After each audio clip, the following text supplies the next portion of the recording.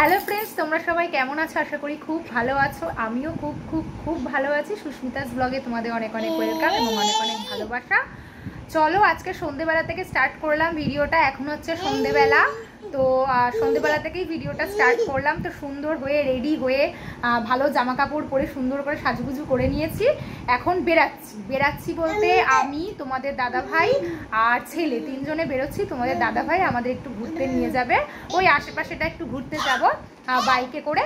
তো এই যে ছেলে, আগেও একটা ভিডিও ক্লিপ নিতে গেছিলাম কিন্তু ছেলে হাত থেকে কেড়ে নিয়ে ভিডিওটা তুলতে দেয়নি, তার জন্য আবার নতুন করে শ্যুট করতে হচ্ছে।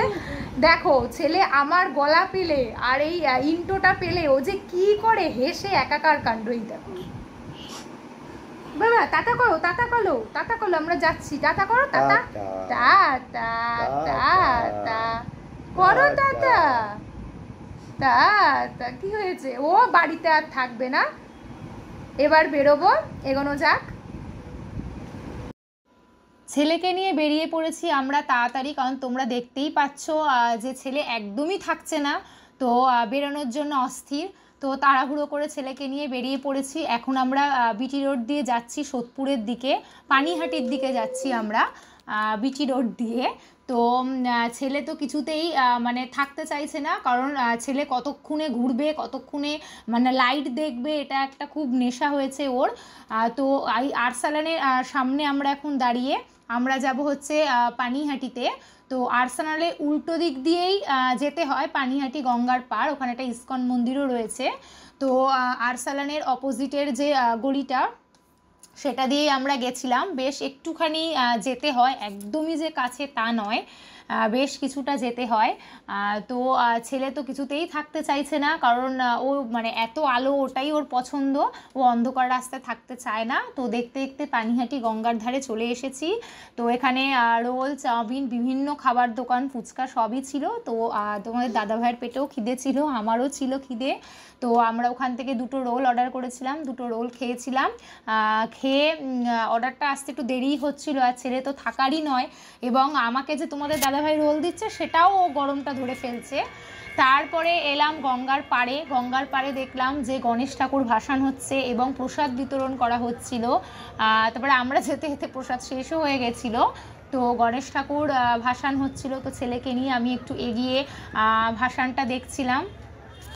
বেশ সুন্দর স্নিগ্ধ পরিবেশ, মানে ভীষণই ভালো, একটা সুন্দর হাওয়া দিচ্ছে, ঠান্ডা ফুরফুরে হাওয়া, এবং প্রচুর লোক ওখানে ছিল, প্রচুর লোক ছিল।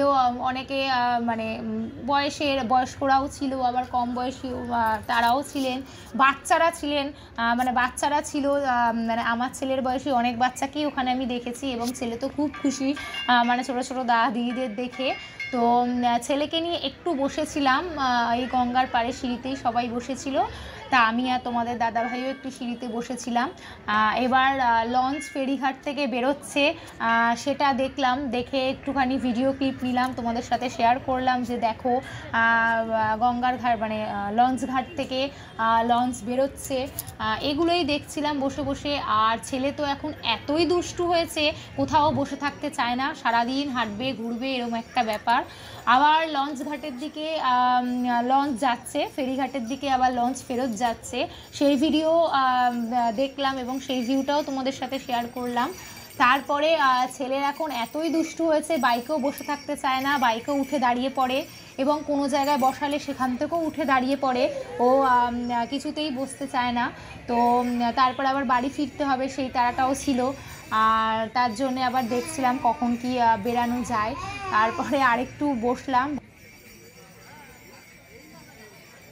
বসে থাকতে থাকতে দেখলাম ওখানে ঘটি গরম বিক্রি হচ্ছিল, চা, আইসক্রিম, বিভিন্ন রকমের আইটেম ছিল, মানে বাচ্চাদের এবং আমাদের বয়স্কদের যারাই যাক না কেন এই পরিবেশটা খুবই ভালো লাগবে। আমি আগেও একবার গেছি, এত ভালো পরিবেশ, মানে কাছাকাছির মধ্যে একটু টাইম স্পেন্ড করার জন্য, বাচ্চাকে আনন্দ দেওয়ার জন্য একদম পারফেক্ট জায়গা ছিল গঙ্গার এই পাড়টা। তো ছেলেকে নিয়ে ফিরতে হবে, আবার এগোতে লাগবে বাড়ির দিকে, কারণ খাওয়া দাওয়ার ব্যবস্থা, ছেলেকে খাওয়াতে লাগবে। তো ছোট্ট করে আজকের দিনটা খুব ভালোই কাটলো, বেশ ভালো ঘোরাফেরা হলো, বেশ ভালোই মজা হলো। এই যে দেখো লঞ্চ। বলতে বলতে আবার লঞ্চ ফেরিঘাটে ঢুকলো। এই লঞ্চটাকে দেখলাম ফেরিঘাটে ঢুকলো এবং প্রচুর মানুষ যাতায়াত করছে লঞ্চে।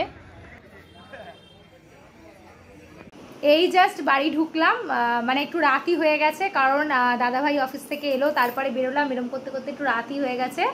এখন 10:15 বাজে, তো এখন ছেলেকে খাওয়াবো। তো এই ঢুকলাম, ফ্রেশ হয়ে ছেলেকে খাওয়াতে বসবো। তো চলো আজকের মতো এখানেই টাটা, দেখা হচ্ছে নতুন একটা ব্লগে। আমার চ্যানেলটাকে সাবস্ক্রাইব করে দিও আর শেয়ার করে দিও আমার চ্যানেলটাকে। চলো টাটা।